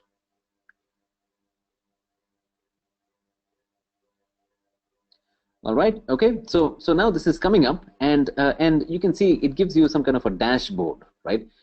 Because this is the management console, right? Remember, we said Beanstalk allows you to manage your environment, right? So this is the management console, and you see things like what's the health of your environment. You also see some status updates, right? Events, basically like a running commentary of what's happening with your environment, right? And on the left side, you can see some management options. Here, you can configure your environment. Here, you can see some log files if something goes wrong, right? Some health statistics, some monitoring statistics, and so on. Okay, so this Beanstalk dashboard is giving you management capabilities as well, right? So you can manage your environment without touching your servers, right? You don't have to get into the server side, right? The management of servers, etc. Right? You're simply managing right from the console. Okay, so here you can see what's happening now is that the environment is coming up, right? And Beanstalk is creating the environment one by one, the components. So first, an elastic IP address has been created. Right now, I think the server is coming up. Right before that, a security group has to be created because the server needs a security group. Right, so now after the elastic IP and the security group, the server will now be launched. Right, once the server is created, the application has to be deployed. Right, so there's a bit of software deployment that will happen. There could be some dependencies that have to be installed. Right, but most likely, the army that is being used here will already have the platform. Right, so the army will have the Ruby software. It'll have a passenger, which is a web container for Ruby applications, right? So these things will be in the army most likely, or maybe in some kind of bootstrapping scripts that will be executed when the server is provisioned. Okay, so this, by the way, you might notice that this table, events table, is quite similar to what we saw with CloudFormation, right? And that's because Beanstalk actually uses CloudFormation behind the scenes. Okay, so CloudFormation is a general service. It's even used by Beanstalk. All right. Okay. So this is how it is. This is how it works, and we just have to wait for it. It'll take a bit of time. It takes a bit of time. You can now see that the EC2 instances are being requested. Right. One instance is being requested, and that should be launched soon. Right. But it'll take a bit of time. So let's stop here for some Q&A. Okay. Because based on what you've seen, you might have some questions.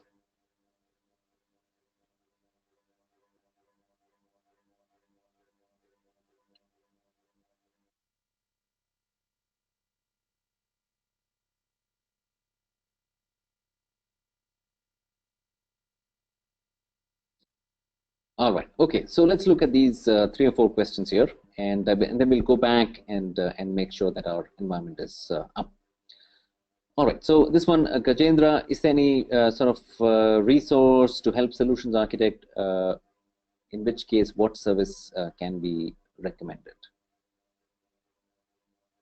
No. So this comes from sort of you have to sort of it comes from experience.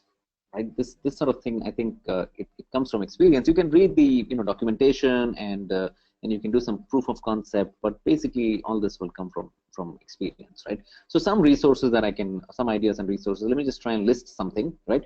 So the reference architectures that we've seen, right? The reference architectures in the architecture center. That's a good resource, right? That's a good resource because it tells you, what service is used for what kind of use case, right? So that's a good resource. This is in the architecture center that we've seen before, right? 2, you have to sort of do the analysis, right? So you don't have to, I don't think you have to sort of know everything right from the start, right? The way this works, I think, is, for a given project, right? For your project, right? You have to solve a certain problem. You're solving a specific problem, right? So then you have to sort of read around that question. For example, the problem may be CloudFormation or Elastic Beanstalk. Which one should we use? Right? This is a problem for a solutions architect, right? So then what you have to do is you have to sort of read around these topics, and maybe you have to do some proof of concept, right? Consult some other people, right? Maybe you can go to some AWS event, talk to some people, right? So this is the kind of way in which you can sort of acquire the appropriate information, right? So proof of concept is very important, right? Consulting with others is very important. Discussing, brainstorming, right? So this is how you do it, right? But otherwise, it's things like reference architectures. You can also find comparisons in, say, online forums, right? Maybe white papers, right? You have to read white papers as well. Okay, so these are some ways in which you can do this. All right.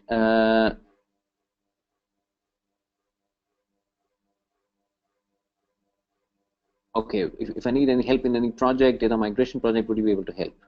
No, that'll be very difficult. Look, the point is not that I don't want to help, okay, but from a time perspective, right? And it becomes very hard, right? So it will be very hard for me to commit to anything like this, right? So I may not be able to respond in time. I may not be able to respond often, right? So this kind of thing does not work out, all right? To be honest with you. And also on Edureka, right? My contract with Edureka, I'm not an employee of Edureka, okay? I'm just a consultant, and my contract with Edureka is simply to sort of conduct these classes and nothing more, okay? So yeah, right? That's the reality, right? It's more about how to handle the time. All right, okay. Next question. Why do we need Beanstalk if we can? Why we need Beanstalk if we can do something through CloudFormation? Yeah, you can.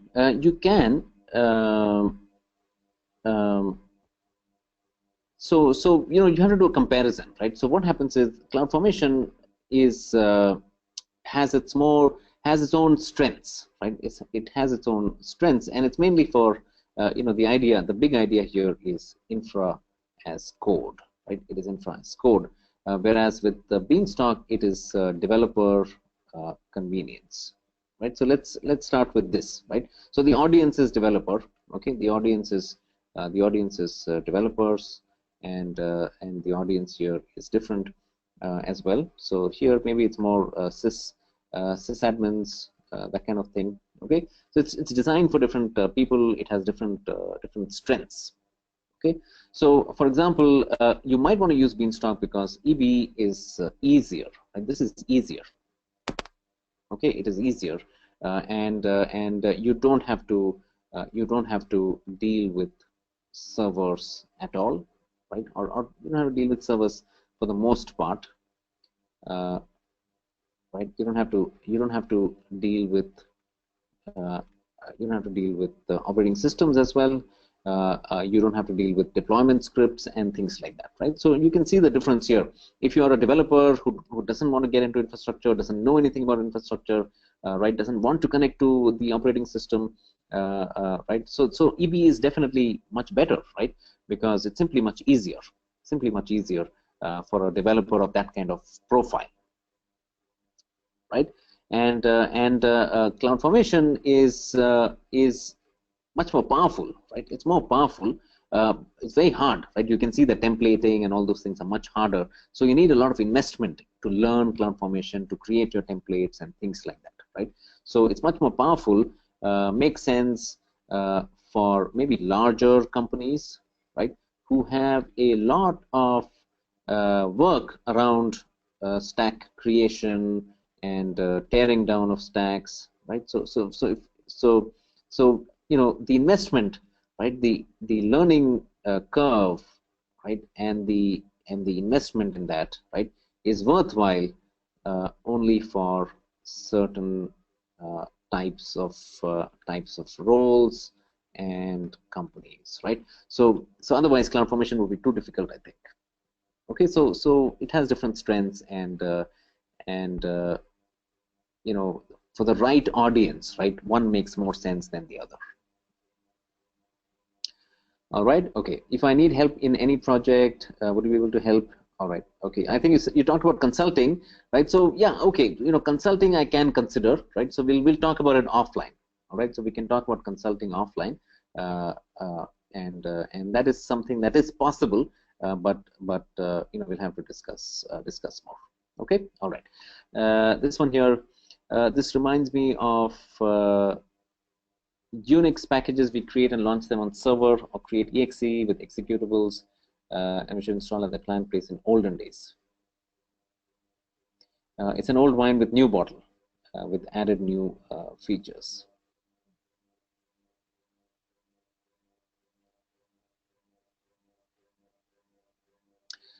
Yeah, but okay, so yes, maybe, right? Maybe, but also remember the Beanstalk container does more than simply, it's not a single server, right? The container can also manage auto scaling, right? Auto scaling groups, load balancers, right? It also works within VPC, right? So all these things are much more than a single server, right? It's much more than a single server. All right, and also as you will see later, right? Maybe if we have time, I'll show you with EB, the ongoing deployments are also much simpler. Okay, ongoing deployments are also much simpler. Because you can do things like continuous deployment, for example, right? Also remember, EB can be accessed via the CLI, so you can do some automation, right? You can do a lot of automation with Beanstalk in powerful ways, right? So yes, I do agree with you to some extent, okay, but it's much more. I think it's much more. Anyway, all right. So yeah, RAW can be use var files with Beanstalk. Yes, you should be, right? Yes. So if you choose the Java platform, right, you can do that. So I think so. although I'm not, very familiar with Java, right? You should be able to. Let's double check. Let's double check here. So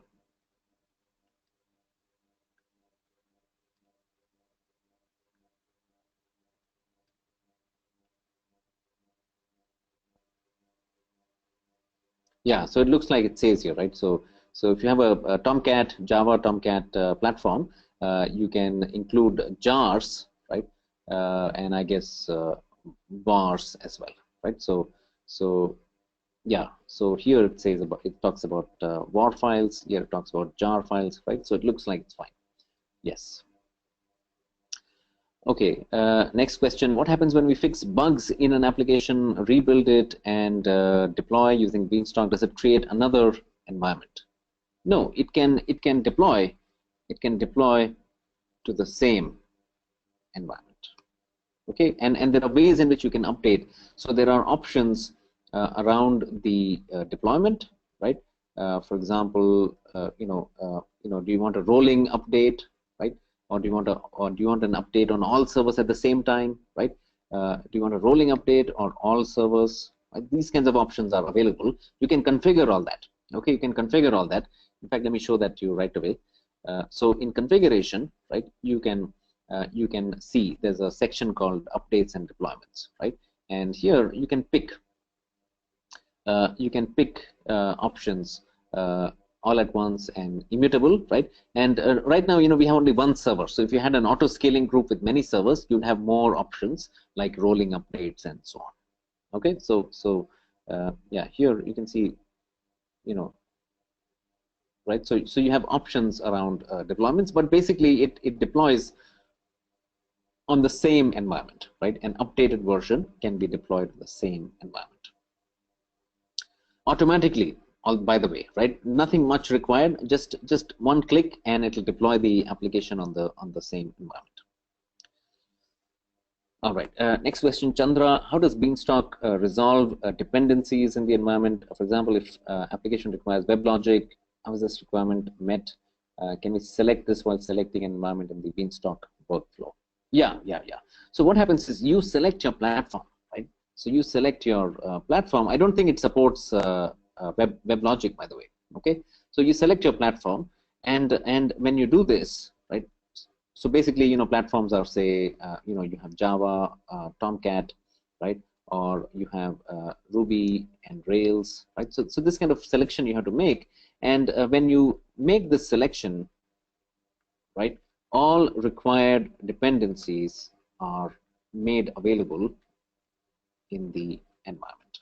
Okay, so but also remember, when you have a platform, you lose some choice, right? So it may not have, for example, you want WebLogic, but WebLogic may not be there. In fact, I think it's not there in Beanstalk, right? So with platforms, this is always the problem, that your choices are restricted, right? So they support, commonly the most popular stuff, right? So you may not have WebLogic, right? I may want a certain version of Ruby. That version of Ruby may not be there because my version is too old, right? So those kinds of choices become restricted on a platform, right? So you gain some convenience, right? Some automation. You can work faster, you can do things faster, but then you lose full control the way you have it on your own servers, right? So yeah, so that's the situation. I don't think WebLogic is possible. All right. Okay. So now let's go back here, right? Let's go back here and let's take a look at our application, right? So it looks like Beanstalk has deployed, right? It has deployed the application, right? Everything seems fine. It's, there's a lot of green here. There's a big tick mark here. The OK health, right? All that is fine, right? All that is fine. So now it looks like we can now use our environment, right? So all we have to do is click on this URL, the environment's URL, right? And we should have our application running. All right, so let me do that. And now you see there's a problem, right? There's a problem, some kind of 502 web server type of error, right, coming from Nginx. Okay, so this is actually a runtime error, right? It's a runtime error, and now this is a good example right, of what may happen with your environments as well, right? And remember, with Beanstalk, we're not supposed to go into the server, right? We are, let's say I'm a developer, I don't really know about Linux, right? I don't know how to do SSH, right? Even if I know, I don't really want to get into all that, right? So the point is, Beanstalk should give me some ways of diagnosing such issues, right?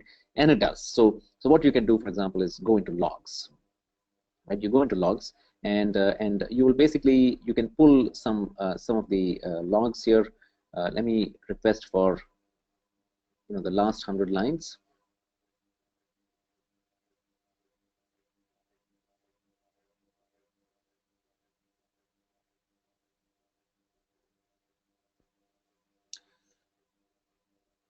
All right. So okay. So all right. So here, I can now look at the log files. Right. This is the last 100 lines, and you can see this is actually the application log. This is the web server, the web container log, passenger log. Right. There's also a Beanstalk log, and also there's the web server Apache log. Right. And certain other logs. Okay, so there's a lot of information here, and you can go through the log files to try and diagnose what happened, right? In this case, I know what the problem is. The problem is this one, all right? And what happens is there's a runtime error, and there's something called secret key base. Okay, this is an environment variable that is required for Ruby on Rails environments, right? It's used for security. Okay, it's used for cookie security and those kinds of things, and this is something which is very familiar to a Ruby on Rails developer. Okay, so a Rails developer will look at this and will immediately know what the problem is. All right. Now you may be creating a Java environment or a PHP environment, right? So you'll have your own kinds of problems, right? These are teething trouble. Okay, once you know what to expect, it's easy to solve, right? But you may have such kinds of problems, and your problems will be different, right, depending on your platform. Okay, but a developer will know his or her platform very well, and hopefully by looking at the log file, right, you'll be able to solve these issues. All right, so that's what happens here. With a Ruby on Rails application, we need an environment variable, with a key, and this is used for cookie security. Right. So now to solve this problem, what I have to do is I have to go into configuration. Right. Remember, this is Beanstalk is giving us an environment management solution. Right.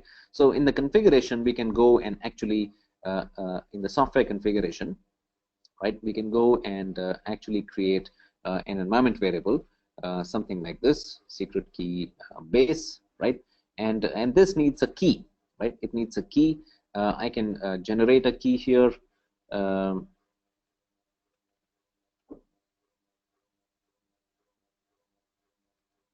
Okay, so don't worry about these commands. It's basically a Ruby on Rails command to generate a secret, right? So it's a long string like a private key, right? So this secret can now be sort of set up in the software configuration as an environment variable, right? So as soon as I set up this environment variable, we have solved that problem.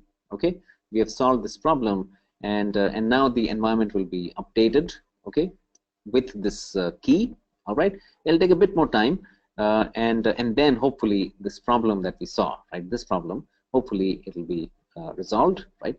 It'll be resolved, and we'll have our application up and running. Okay, but this problem is a good one because it highlights to you the fact that you can look at log files without connecting to the server, and also you can change the configuration of your environment, right, without connecting to the underlying infrastructure. Okay, so let's just give this a few more seconds, and now if I click on this, I should see our environment working.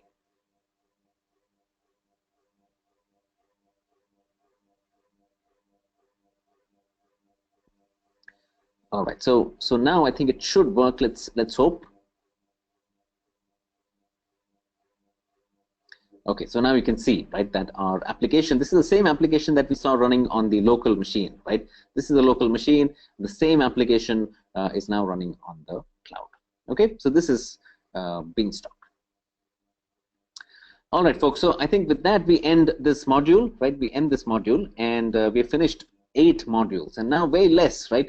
In terms of agenda, we have way less to go. Tomorrow is a very important day because we'll be looking at identity and access management, right? So you might want to sort of read up on that. It's an extremely important service. We should have actually done it before, but you know, we'll spend the whole 2 hours tomorrow on this service. All right. Okay, so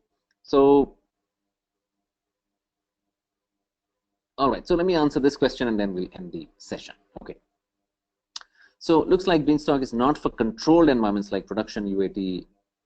It's more suitable for dev, for unit testing. Is this correct?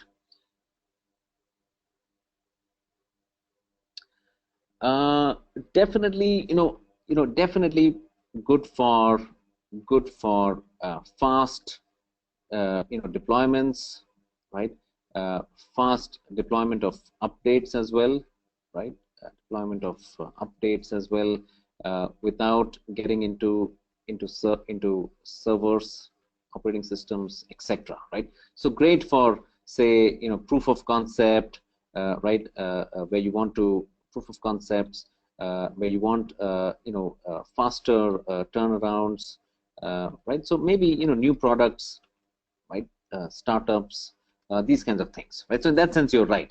And but people do, you can set up, you can do fraud as well, right? Certainly UAT as well, right? You can do it, but maybe the reason you said this is you don't have access to, you're not really going into the operating system, right? You're not from a controls perspective, it may not be like what you're used to, right? So maybe it's a culture thing, a mindset thing, right? You can use it for production as well, but depends on you, right? Depends on your organization, how much of control you want. So it's up to you, I guess, right? It's up to you.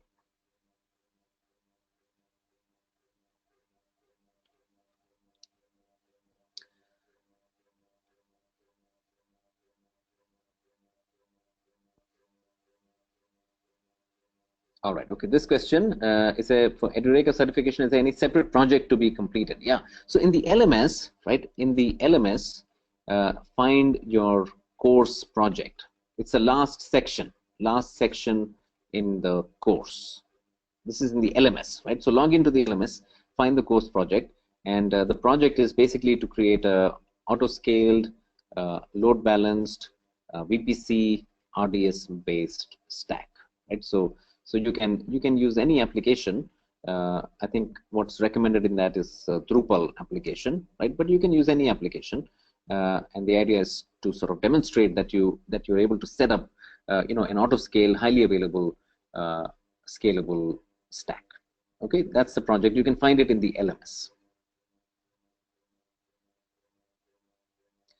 All right. Okay, folks. So I think let's end here. We are out of time as well. So I'll see you tomorrow for identity and access management. All right. So have a good night. Bye.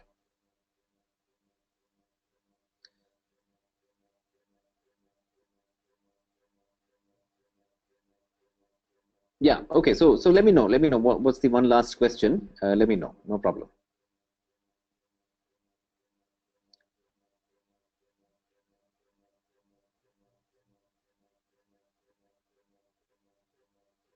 Okay, how do I submit it? So you can just send the the evidence. You have to send some screenshots and stuff like that, right? Send the evidence to support.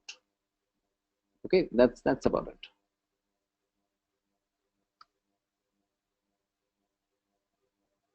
Okay, so what to send is sort of described in the document.